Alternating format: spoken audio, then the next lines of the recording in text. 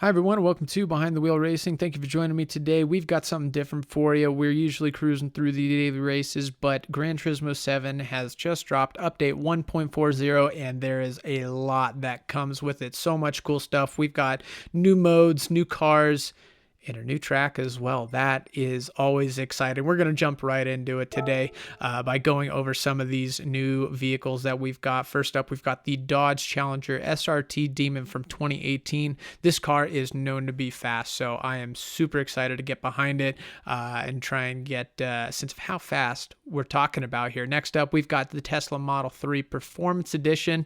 They've got a couple EVs in this game, and some of them are pretty fun to drive, so kind of curious to see how that one's going to feel. This one right here, the Porsche 911 GT3 RS. This is the one I'm most stoked about. I've had the privilege of driving this car in real life before, so I'm really curious to see how it compares. And I mean, overall, it's just a badass car. So I'm super excited to get this one out on the track. We've got a weekly challenge to do in it, so maybe do that a little bit later. Next up, we've got the Lexus LFA from 2010, and this is a beast of a car. I feel like everyone in the car community has kind of heard about this vehicle, and I'm super excited to get behind the wheel of it, and I hope it lives up to the hype. We've also got a couple of legendary cars coming in as well. We've got the Dodge Challenger RT from 68 and Mercedes-Benz, the 190E. I've never heard of that model before, but it looks badass, so I'm really excited to get behind the wheel of that. And then last but not least at all, the Nissan 400R from 95.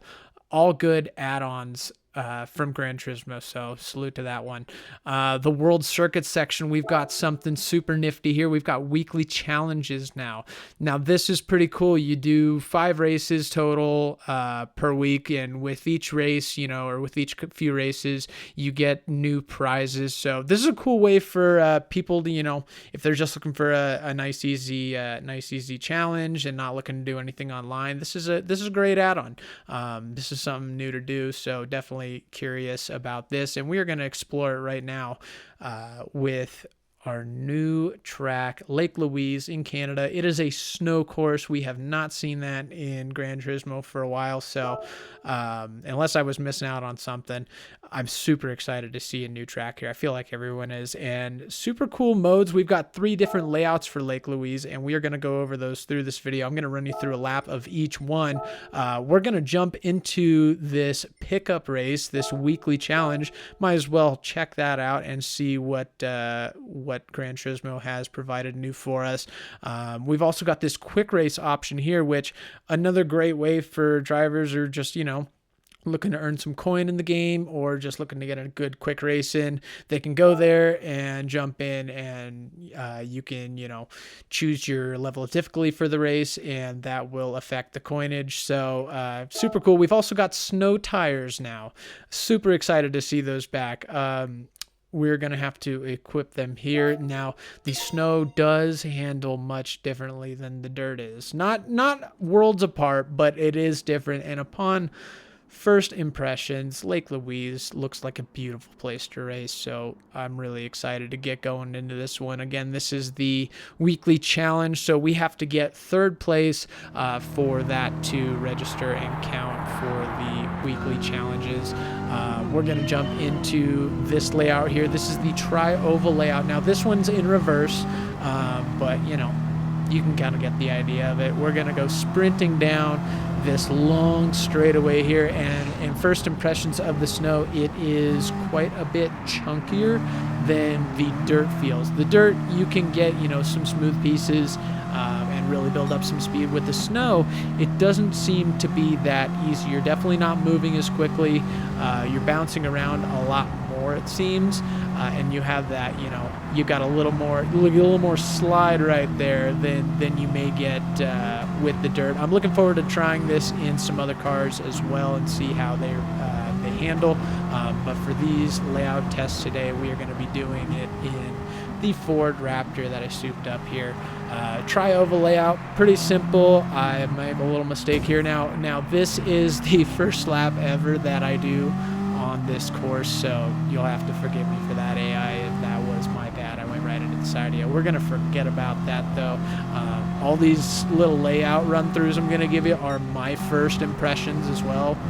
No warm-ups, no nothing, just going for it. Tri-oval is pretty straightforward there. It's definitely a good way to get used to the snow and kind of see where your braking points are, how much speed you can get in the snow, what your braking's going to be like, especially under a higher speed load. And you see that little piece at the bottom there with the weekly challenges, just letting us know that we've done 1 of 5, and we get this nice little voucher for 100,000 credits.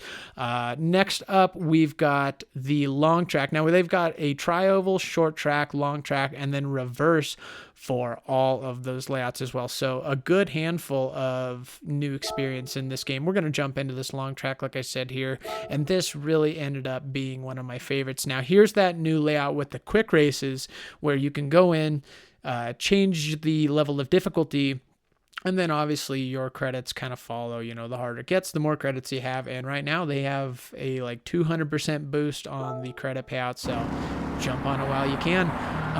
We're going to jump into this long track again, like I said, in the F-150 Raptor edition. We've got this same straightaway for the long track layout as we do in the tri-oval. That's kind of the common denominator of all of these. We have this big sweeping right also on all of the layouts as well, and most of them stay pretty similar up until about now, maybe the next corner. Right here we're gonna go in and we're gonna squeeze our way in to third place there, just trying to keep, even though it's AI, try to make it nice and tidy. We're gonna go up this hill. There's a lot of elevation change at Lake Louise, lots of ups and downs, lots of off camber corners, and a lot of sliding around.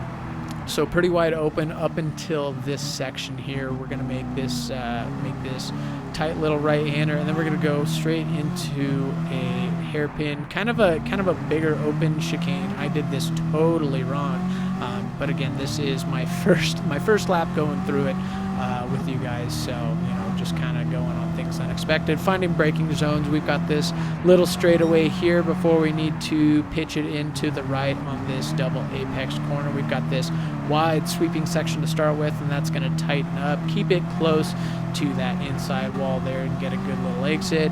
We're going to make another sweeping left on a big cambered corner. Definitely harder to control it with that camber. You are sliding, and that did not set me up well for this this next part. Went way too wide into that turn, and then just way too wide into that turn, or kind of just tried to force the apex, and it didn't work. But that is the long track layout. You're going to start right here and right here, and you get that nice little, I don't want to call it a jump, but maybe a hill. But super fun. Absolutely love this layout. Will definitely race this on my own time. Now we've got this short track layout, and I didn't see this feature on the other tracks. I know they have it, but look at how cool that is. I mean, you got the lights on there. It really sets the tone for these races. It's a fun little thing Gran Turismo did, and I think they did it pretty well. Here is the rundown for the short track layout again. Same straightaway, nothing new there, catching a ton of speed, and this big wide open right-hander right here. If you get up to the top of that, it's quite heavily banked, but if you get all the way up there in a lot of those races, you're probably not on the fastest line. So keep it tight, maybe in the middle. Up to this section, we're kind of the same as the long track, and then instead of continuing going up, we're going to hang a right up here at the top of the hill. Again, a lot of elevation change. This short track is basically elevation changes and big sweeping S's. So it's by definition short track. Nothing super long. Nothing super technical, but definitely a lot of fun. And again, there's one of those off-camber turns right there where you really have to be careful. You don't want to be sliding into one. I think that is going to provide some insane online racing if they throw it maybe like a daily race A. But that is going to be the short track layout. Overall, super impressed with this update from Gran Turismo. This Lake Louise course is a winner, I think, and the snow racing is just an awesome thing to have back. I jumped in the Porsche again just to give it a go, or not again, for the first time jumping in this Porsche. But it's super fun. Definitely encourage you guys to try it. That's all I got for you guys today.